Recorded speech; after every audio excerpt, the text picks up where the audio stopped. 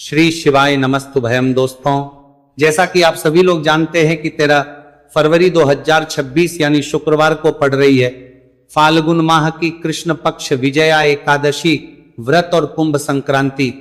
और दोस्तों, यह वह तिथि है जो फाल्गुन में पड़ने वाली सबसे बड़ी तिथि है, क्योंकि यह शुक्रवार के दिन पड़ रही है और इसका बहुत ही बड़ा और विशेष महत्व होता है। पूज्य गुरु जी ने कहा है कि अगर कभी भी मौका लग जाए और फाल्गुन मास की एकादशी तिथि शुक्रवार को पड़ जाए तो आप लोगों को एक छुटकी काला तिल वाला उपाय तो अवश्य ही करना चाहिए। इन दोनों का संयोग बहुत कम आता है और इसी के साथ में गुरुजी ने अपनी शिव पुराण कथा में बताया कि इस दिन आपको एक छुटकी काला तिल वाला उपाय तो आपको अवश्य ही करना चाहिए, क्योंकि ऐसा दिन पूरे साल में सिर्फ एक ही बार आता है। और दोस्तों, आप सभी लोग जानते हो कि शुक्रवार एकादशी तिथि का अगर सबसे बड़ा कोई उपाय है तो एक छुटकी काला तिल वाला उपाय है। तो दोस्तों, शुक्रवार एकादशी तिथि के दिन आप लोगों को इस एक छुटकी काला तिल वाला उपाय को जरूर करना है। बहुत सारे लोग होंगे जिन लोगों ने इस उपाय को ना किया हो, मतलब पूरा महीना निकल गया, उन्होंने किसी भी दिन इस एक छुटकी काला तिल वाला उपाय को ना किया हो। पर दोस्तों, आपके पास एक आखिरी मौका बचा हुआ है जो कि 13 फरवरी शुक्रवार एकादशी तिथि के दिन है। तो इस दिन आप लोगों को इस वाले उपाय को जरूर कर लेना है। भले ही आपने पूरे महीने भर इस उपाय को ना किया हो, पर अगर आप इस फाल्गुन मास के शुक्रवार एकादशी तिथि के दिन अगर इस वाले उपाय को कर लिया तो आपको इस उपाय को करने का वो फल मिलेगा जिसकी आपने कभी कल्पना भी नहीं करी होगी। इसीलिए आप लोग इस वाले उपाय को एक बार जरूर कर लेना है, ताकि आप लोगों के हाथ से यह मौका ना जा सके और आपको इस उपाय को करने का फल मिल सके। दोस्तों, यह उपाय पंडित जी ने अपनी अभी के ही श्री शिव महापुराण की कथा में बताया है, जिस उपाय को आज हम आपको बहुत अच्छे से समझाने वाले हैं। वीडियो को देखने के बाद इस उपाय को समझने के लिए आपको कोई और वीडियो को देखने की जरूरत नहीं पड़ेगी। तो चलिए दोस्तों, उपाय को शुरू करते हैं। देखिए, यह इस फाल्गुन मास के शुक्रवार एकादशी तिथि के दिन यह इतना खास होता है, इतना महत्वपूर्ण होता है। देखा गया है कभी कभी बड़े बड़े पूजा पाठ अनुष्ठान से जो मनोकामना पूर्ण नहीं होते, वह फाल्गुन मास के शुक्रवार एकादशी तिथि के दिन एक छोटे से उपाय करने से ही आपकी मनोकामना पूर्ण हो जाती है। और बहुत सारे लोगों ने इस उपाय को किया भी है और उनको इसको करने का फल भी जरूर मिला है। अगर आप लोग भी इस उपाय को करना चाहते हैं तो आप इस उपाय को पहले अच्छे से समझ लेना, सुन लेना, उसके बाद करना। आपको इस उपाय का फल जरूर मिलेगा और इस उपाय को कर लेने से आपके घर में चाहे किसी भी प्रकार की दुहक और समस्या क्यों ना चल रही हो, आपको उसका कारण भी नहीं पता है कि भाई ये समस्या किस कारण से चल रही है, उसका कुछ भी कारण हो सकता है, जैसे पितृदोष हो सकता है, किसी भी तरह का मंगल दोष भी हो सकता है। तो इस दिन आप लोगों को ये वाला उपाय कर लेना है। ये एक ऐसा उपाय है जिस उपाय को अगर किसी विशेष दिन पर किया जाए तो भाई उस विशेष दिन का जो है वो तो हमें मिलता ही मिलता है, पर हमने उस दिन पर इस उपाय को किया है तो हमें उससे भी बड़ा फल मिलता है, और फल बहुत जल्दी मिलता है, क्योंकि आप इस उपाय को बहुत ही बड़े और विशेष दिन पर कर रहे हो। तो चलिए अब उपाय के बारे में बात करते हैं। उससे पहले आप लोगों को यह जानना आवश्यक है कि आखिर ये उपाय किस समय करना है, किसको करना है और कैसे करना है। तो चलिए हम आगे आपको वीडियो में एक एक करके बता देते हैं। लेकिन उससे पहले अगर आप लोग हमारे चैनल पर पहली बार आए हैं या फिर मेरी आवाज आज पहली बार सुन रहे हैं तो हमारे चैनल को सब्सक्राइब जरूर कर लेना और इस वीडियो को लाइक करके कमेंट बॉक्स में श्री शिवाय नमस्तुभयम ओम नमः शिवाय जरूर टाइप कर देना। तो दोस्तों, इस एक छुटकी काला तिल वाला उपाय को हमें शुक्रवार एकादशी तिथि के दिन कैसे करना है, किसको करना है, किस समय करना है और कहां पर करना है, ये सारे सवालों के जवाब आपको इस वीडियो में मिल जाएंगे। और जो ये वीडियो देखेगा भाई उसको एक छुटकी काला तिल वाला उपाय जरूर करना चाहिए, क्योंकि इस दिन एक छुटकी काला तिल का भी बहुत ही बड़ा और विशेष महत्व होता है। और जब बात आ जाए एक छुटकी काला तिल वाला उपाय की, तो ये सोने पर वाली बात हो जाती है और ये एक बहुत ही बड़ा उपाय हो जाता है इस शुक्रवार एकादशी तिथि का। तो अब दोस्तों, इस एक छुटकी काला तिल वाला उपाय को आखिर करना किसको है, सबसे पहले हम लोग वह बात जान लेते हैं। तो देखो, घर की जो बड़ी माताएं बहनें होती हैं, उन माताओं बहनों में से कोई भी एक बड़ी माता बहन इस वाले उपाय को कर सकती है। और दोस्तों, अगर आप चाहें तो अपने घर में से सभी सदस्यों को भी इस उपाय को करवा सकते हैं। अगर किसी व्यक्ति की खुद की कोई मनोकामना है, खुद की कोई दुख और परेशानी है जो कि वो अपने लिए ही करना चाहता है, इस वाले उपाय को तो वो खुद अपने लिए भी कर सकता है। बाकी अगर कोई घर में से ऐसा है जो कि अपने पूरे घर परिवार की सुख और शांति के लिए ये वाला उपाय करना चाहता है, तो भाई वो भी कर सकता है, उसमें भी कोई दिक्कत वाली बात नहीं है। कहने का मतलब यह है कि इस उपाय को हर एक सदस्य भी कर सकता है और पूरे घर परिवार के सदस्य के लिए घर की बड़ी बहनों में से कोई एक माता बहन भी कर सकती है। माताएं बहनें अगर घर में उपस्थित ना हो या वो ये वाला उपाय ना कर पा रही हो, तो फिर घर का कोई बड़ा सदस्य भी इस एक छुटकी काला तिल वाला उपाय को कर सकता है, चाहे फिर वह पुरुष ही क्यों ना हो, उसमें कोई भी दिक्कत वाली बात नहीं है। अब दोस्तों जो अगला प्रश्न निकल कर आता है वह यह आता है इस उपाय को लेकर कि आखिर इस उपाय को हमें किस समय करना है, सुबह के समय करना है कि शाम के समय करना है। तो देखो इस वाले उपाय को आप लोग सुबह भी कर सकते हो और शाम के समय प्रदोष काल में भी कर सकते हो।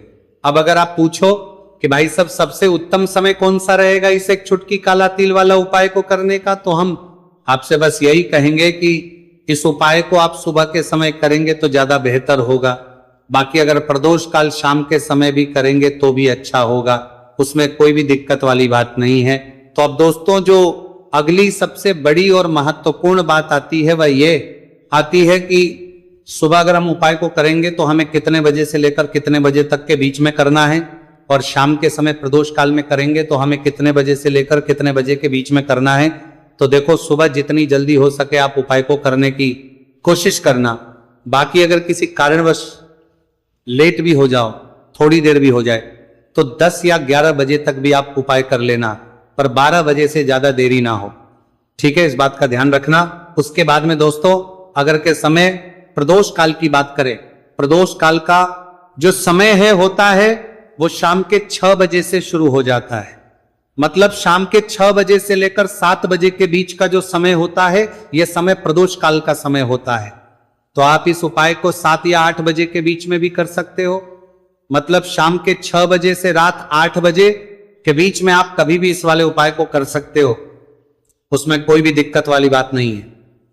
देखिए आज के इस पूरे वीडियो में हम आपको 3 चमत्कारिक उपाय बताने वाले हैं। ये तीनों ही उपाय बहुत खास और बहुत ही विशेष होने वाले हैं। तो चलिए दोस्तों जान लेते हैं गुरुजी द्वारा बताए गए पहले उपाय के बारे में। देखिए ये उपाय आपको अपने परिवार के लिए करना है। यदि आप चाहते हैं कि आपका परिवार का प्रत्येक सदस्य तरक्की करे, उन्हें हर कार्य में सफलता की प्राप्ति हो, तो आपको यह उपाय करना है। तो देखिए इस उपाय को करने के लिए आपको एक आटे का दीपक लेना है। आपको अपने ही घर पर एक एक आटे का दीपक प्रकार से तैयार कर लेना है। अब देखिए दोस्तों इस प्रकार से आटे का दीपक तैयार करने के बाद इसी के साथ में आपको एक चुटकी हल्दी भी लेनी होगी।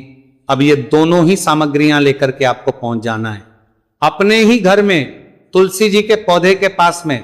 देखिए कई लोग कमेंट करके पूछ रहे हैं कि क्या हम तुलसी जी के पौधे के वहां पर, हमारे घर में जो तुलसी जी का पौधा है वह सूख चुका है, तो वहां पर भी इस उपाय को कर सकते हैं। तो हाँ बिल्कुल आप इस उपाय को, जो आपके घर में तुलसी जी का पौधा है वहीं पर आपको ये उपाय करना है। देखिए सबसे पहले तो आपको ये जो उपाय है सूर्यास्त के बाद यानी कि रात्रि के समय में ही करना होगा। अब देखिए सबसे पहले आपके पास जो एक चुटकी हल्दी है उसे आपको तुलसी जी के पौधे में डाल देना है। अब देखिए आप जो एक आटे का दीपक लेकर के आए हैं, सबसे पहले तो आपको उसे तुलसी जी के पौधे के पास में रखना है, और तुलसी जी पौधे के पास में रखने के बाद इस दीपक में हमें शुद्ध घी का प्रयोग करना है, और इसी दीपक में हमें गोल रूप की बाती का प्रयोग करना है, क्योंकि ये जो दीपक है विशेषकर हम हरि विष्णु नारायण के नाम से लगा रहे हैं। अब इस दीपक को आपको प्रज्वलित कर देना है और आपको भगवान विष्णु से, माता तुलसी से प्रार्थना करनी है कि हमारे घर में परिवार का प्रत्यक्ष सदस्य तरक्की करें, उसे अपने हर कार्य में सफलता की प्राप्ति हो, पूरा परिवार खुश रहे। हे भगवान नारायण आप हमारे परिवार की रक्षा करना। अब देखिए दीपक को प्रज्वलित करने के बाद आपको तुलसी जी के पौधे के नीचे यदि तुलसी जी का पत्ता गिरा हुआ पड़ा है तो उसे आपको उठा लेना है। आपको ध्यान रखना है, तुलसी जी के पौधे से पत्ता तोड़ना नहीं है, नीचे गिरा हुआ है तो उसे आपको उठा लेना है। अब देखिए, आपके घर में भगवान विष्णु की, भगवान श्री राम की या फिर भगवान श्री कृष्ण की यानी कि श्री विष्णु के किसी भी अवतार की प्रतिमा लगी हुई है तो वहां पर आपको जाना है और आपको थोड़ी सी चीनी या फिर मिश्री आपके घर में हो तो उनका भोग आपको भगवान विष्णु के सामने लगाना है। और जो आप तुलसी जी का पत्ता लेकर के आए हैं उसे भी आपको उसी भोग में डाल देना है। अब देखिए, थोड़ी सी देर इस भोग को वहीं पर रखे रहने देना है और फिर इस भोग को आपको अपने घर के परिवार के प्रत्येक सदस्य को प्रसाद स्वरूप प्रदान करना है। यकीन, इस उपाय को करने से आपके परिवार का प्रत्येक सदस्य हमेशा तरक्की पर रहता है और आपके परिवार में हमेशा खुशियां बनी रहती हैं। तो इस प्रकार से आपको पहला उपाय कर लेना है। अब हम जानते हैं दूसरे उपाय के बारे में। देखिए, ये जो उपाय है विशेषकर धन की प्राप्ति के लिए, मां लक्ष्मी को प्रसन्न करने के लिए और विशेषकर शुक्रवार एकादशी तिथि की रात्रि में ही आपको यह उपाय करना है। देखिए, सामने आपको एक दीपक दिखाया जा रहा है तो आपको एक दीपक लेना है। दीपक आप मिट्टी का भी ले सकते हैं, आटे का भी ले सकते हैं। अब देखिए, इस दीपक में आपको शुद्ध घी का प्रयोग करना होगा और इस दीपक दत्त में आपको विशेषकर मोली वाला जो धागा आता है, लाल रंग का कलावा का धागा जिसे हम कहते हैं, उसकी बाती आपको इस दीपक के अंदर प्रयोग करनी है, यानी कि लंबी बाती का आपको इस दीपक के अंदर प्रयोग करना है। अब देखिए, ये जो दीपक है आज रात्रि में लगभग 8 बजे के लगभग आपको ये जो दीपक है तुलसी जी के पौधे के पास में प्रज्वलित कर देना है। दीपक की जो बाती है उसका मुख आपको उत्तर दिशा में रखना है, इस बात का ध्यान रखना है। और आपको ओम महालक्ष्मी नमः इस मंत्र का लगातार जाप करते रहना है। देखिए, इस मंत्र का आपको 11 बार या फिर 108 बार जाप करने के बाद तुलसी जी के पौधे के नीचे से थोड़ी सी मिट्टी उठानी है। देखिए, आपको पता है कि अभी फाल्गुन के पवित्र दिन चल रहे हैं और फाल्गुन मास के दिनों में यदि आप शुक्रवार एकादशी तिथि के दिन तुलसी जी की मिट्टी रात्रि के समय में लेते हैं तो इससे आपके जीवन के जो सारे संकट है वह समाप्त होते हैं। अब देखिए, आपको एक गिलास लेना है, उसमें आपको जल भरना है और जो आपने तुलसी जी की मिट्टी ली है सबसे पहले तो उसे आपको उससे गिलास के अंदर डाल है और इसी के साथ में आपको एक चुटकी हल्दी भी उस पात्र के अंदर डालनी है। अब देखिए, इस जल का छिड़काव आपको अपने पूरे ही घर में करना है। देखिए, जल का छिड़काव आपको अपने घर के प्रत्येक कोने में करना है, मुख्य द्वार पर करना है, प्रत्येक कमरे में करना है। केवल अशुद्ध स्थानों को आपको छोड़ना है, बाकी आपको प्रत्येक कोने में, प्रत्येक कमरे में जहां आप धन रखते हैं, चाहे रसोई घर हो, वहां पर आपको इस जल का छिड़काव करना है। और जल का छिड़काव करते समय आपके मन में यही भाव रहना चाहिए कि माता लक्ष्मी की कृपा से हमारे जीवन में हमेशा धन धान्य के भंडार भरे रहे और जीवन में जो भी संकट है, कष्ट है, वो सभी दूर हो। इस प्रकार से कामना करते हुए सुंदर भाव के साथ आपको ये उपाय करना है। देखिए, इस उपाय को करने से घर का जो दुर्भाग्य है वह दूर होता है। तो इसीलिए आपको शुक्रवार एकादशी तिथि की दिव्य रात्रि में यह उपाय करना है। अब दोस्तों, हम बात कर लेते हैं तीसरे विशेष और अंतिम उपाय के बारे में। देखिए, इस उपाय के माध्यम से भगवान विष्णु और माता लक्ष्मी दोनों ही प्रसन्न होने वाले हैं। तो देखिए, इस उपाय को करने के लिए सबसे पहले तो आपको दीपक लेने हैं। दीपक आपको 2 लेने होंगे। आप चाहे तो दोनों ही दीपक मिट्टी के भी ले सकते हैं, दोनों ही दीपक शुद्ध आटा मौकर उनके भी तैयार कर सकते हैं। अब देखिए, दोनों ही दीपक के अंदर आपको शुद्ध घी का प्रयोग करना होगा। अब देखिए, 2 दीपक हैं, उनमें से आपको एक दीपक के अंदर गोल बाती का प्रयोग करना है और एक दीपक में आपको लंबी बाती का प्रयोग करना है। देखिए, लंबी बाती वाले दीपक के अंदर आपको लाल बाती का प्रयोग करना है। जो मूली वाला धागा आता है कलावा का, उसी की बाती का आपको प्रयोग करना है। अब देखिए, इसी के साथ में आपको एक चुटकी हल्दी लेनी है और एक चुटकी आपको काले तिल लेने हैं। अब देखिए दोस्तों, यह उपाय भी आपको विशेषकर रात्रि के समय में ही करना होगा। तो देखिए, सबसे पहले तो आपको ये जो सभी सामग्रियां हैं तुलसी जी के पौधे के पास में लेकर के पहुंचना है। देखिए, आपके पास जो गोल बाती का दीपक है इसे आपको तुलसी जी के पौधे के पास में प्रज्वलित करना है।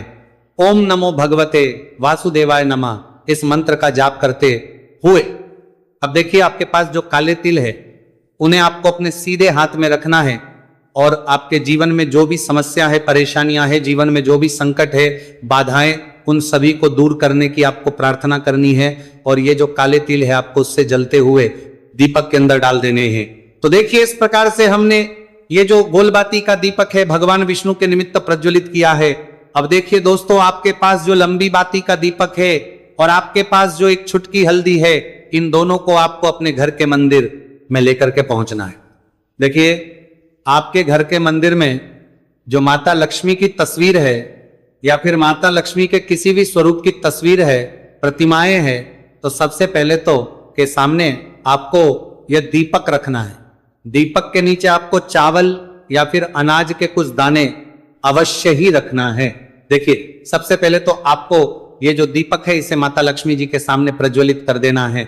अब देखिए आपके पास जो एक चुटकी हल्दी है इसे आपको जलते हुए दीपक के अंदर डाल देना है और आपको ओम महालक्ष्मी नमः या फिर ओम नमो भगवते, ओम महालक्ष्मी नमः वासुदेवाय इस मंत्र का जाप करना है। माता लक्ष्मी से आपको प्रार्थना करनी है कि जीवन से जो भी दुर्भाग्य है, दरिद्रता है, उन्हें आप समाप्त करें और हमारे घर में हमेशा सुख, शांति और समृद्धि बनी रहे। इस प्रकार से आपको कामना करनी है।